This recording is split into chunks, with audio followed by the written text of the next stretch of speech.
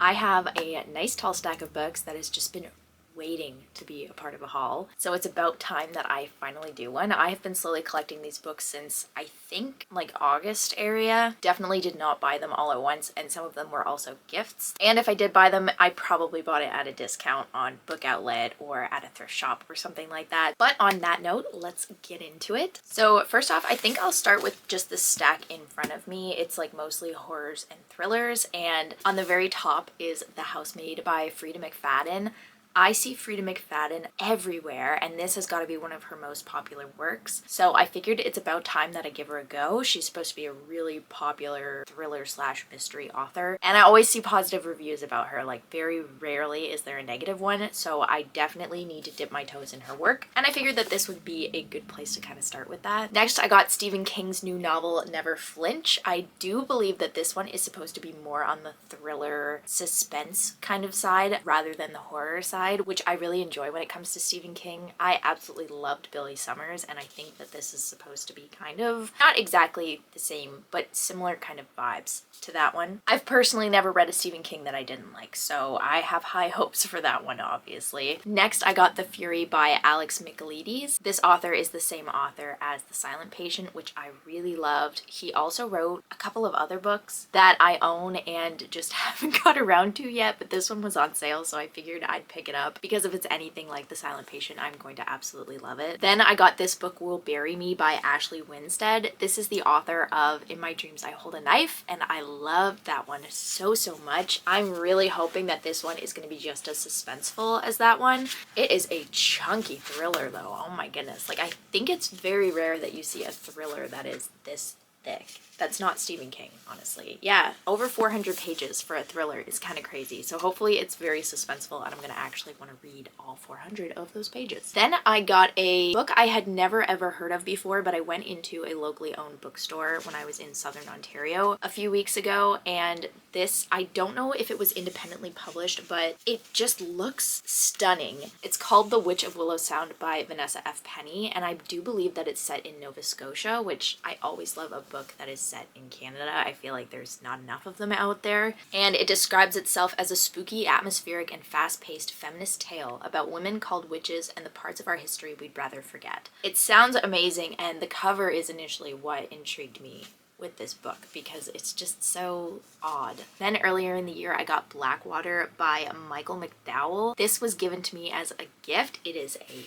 freaking brick of a book, but it's supposed to be a very atmospheric horror and a super popular one at that I had never heard of prior to receiving this. So I'm super excited about it. Apparently it's very well loved and is considered like a must read if you're into horror. I just cannot express how big this book is though. Like, I am in for a very long read. Like, this is gonna take at least a few weeks to get through, unless it's really good, and then maybe it'll take me 2 days, who knows. But like, the font's not very big either, so like, ooh. Yeah, it's just over, almost 800 pages. But horror lovers swear by it, so fingers crossed it is gonna be just as good as everybody says that it is. Then I got A History of Wild Places by Shay Earnshaw, and I do believe that this one follows someone who is searching for missing people in a certain town. Like, they just all keep disappearing for no rhyme or reason. And honestly, the cover looks super atmospheric and creepy, so if the vibes are anything like the cover,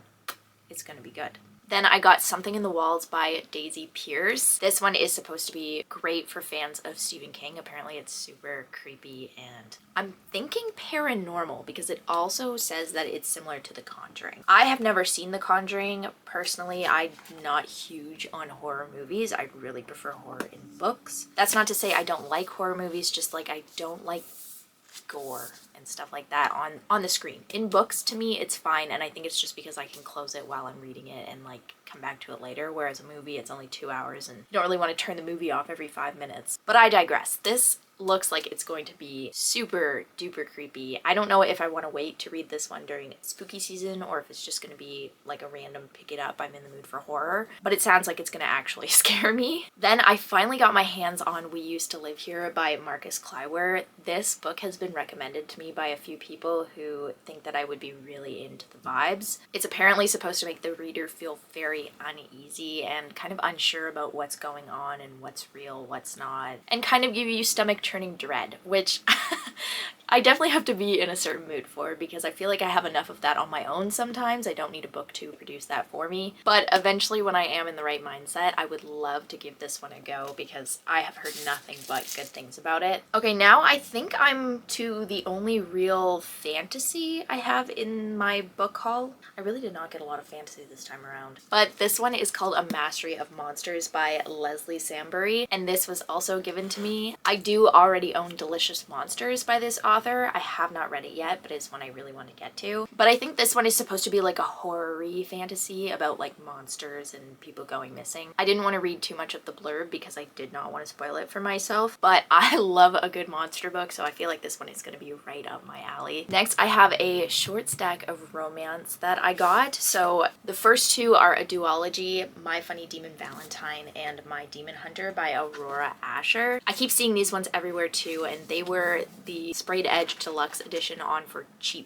Like, I think I got them for like $7 each. So I couldn't pass it up. But apparently it's supposed to be kind of like a spicy demon Prince of Hell romance, and honestly that's kind of enough said for me. Then I got the deluxe edition of Wildfire by Hannah Grace. This was also on for cheap, and it matches the deluxe edition I got for Icebreaker, also by Hannah Grace. I'm really hoping that I like these ones, but if I don't, I'm sure I can find someone who would give them a good home. And I wouldn't be opposed to doing that because, like I said, they were very cheap. I got them from Book Outlet, and the only thing wrong with them is they have like that little mark on it to say that it was overstock. But other than that, they're in literal perfect condition, so I cannot complain. I'm just really hoping that I actually like the story within.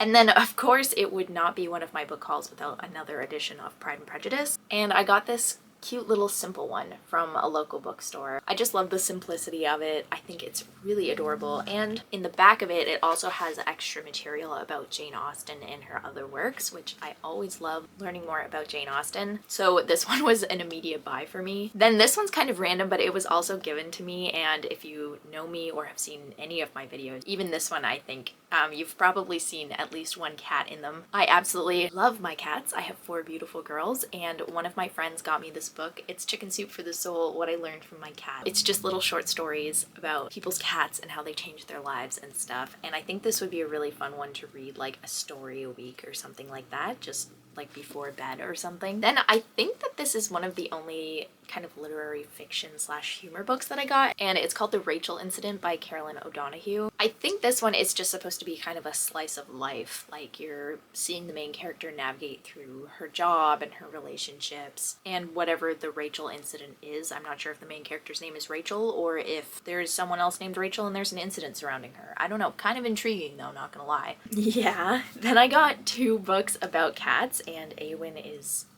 excited about that. The first one is called Frankie by J.M. Gooch and Maxim Leo, and it's supposed to be a story about love, grief, and redemption and a very naughty cat. And if it's anything like any other cat story I've ever read, I'm probably gonna be sobbing by the end of it, so I can't wait. And then I got another cute little cat manga called Cat Plus Crazy. It's just a short little manga, and I believe it just follows a man who loves cats and the cat or cats in his life. Honestly, that's enough for me. I feel like it's gonna be like a half an hour of just cuteness. Then I got 2 collections of poetry. The first one is Good Grief by Brianna Pastor. This one is kind of what it sounds like. It's just about grief and overcoming it, getting through it, different poetry like surrounding that. And it seems like it is going to be very relatable to me, so I am really looking forward to reading this one. Then I finally got my hands on a cheap copy of Lana Del Rey's poetry collection, Violet Bent Backwards Over the Grass. This one is so expensive. It is regular $37 Canadian, but it finally popped up on Book Outlet and I added it to my cart so fast. I've been eyeing this one up since it came out, but I could not justify such a tiny book for $37. So I finally got a cheap copy and I'm so happy I get to add this to my poetry collection.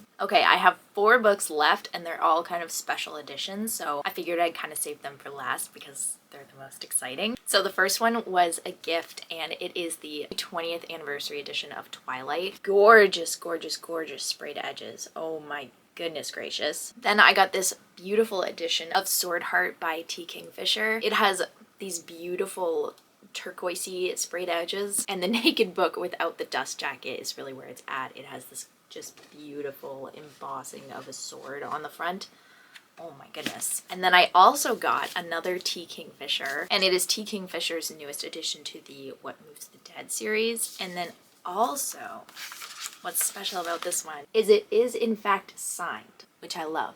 Oh my goodness. I was so excited to find this one. I found this one in a local bookstore in Southern Ontario, and it was just regular price but signed. I was super stoked about it. Oh my goodness. And then the last book in this haul, and the best, the literal best for last, honestly, is Margaret Atwood's memoir. That is signed as well. I have never been so excited about a signed edition of anything in my life. Oh my goodness. Margaret Atwood is a literal genius. I mean, The Handmaid's Tale was way before its time. Her poetry is just breathtaking. I can't.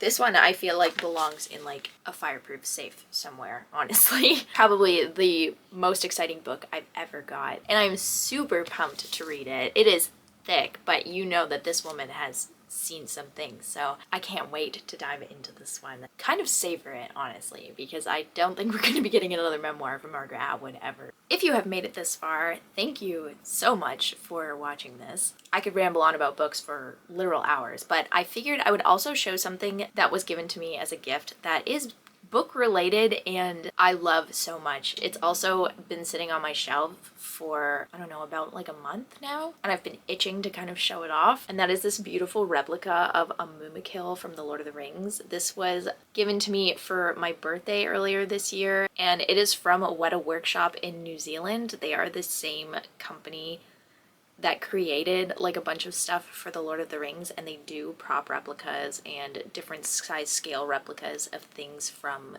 the Peter Jackson movies. I already have a few replicas, but the Mumakil scene in The Return of the King is one of my absolute favorite scenes in the entire franchise. So I was super stoked to get this, and I thought it would just be kind of fun to show you. And now I'm going to put it down because if I drop it, it will break and I will cry. And I don't want that to be the end of this video. But let me know in the comments if you have read any of the books in this haul and what your thoughts were on them. I always love getting other people's kind of thoughts and opinions before I go into something. And with that, I am going to leave this one here. I hope you have a great rest of your week and happy reading.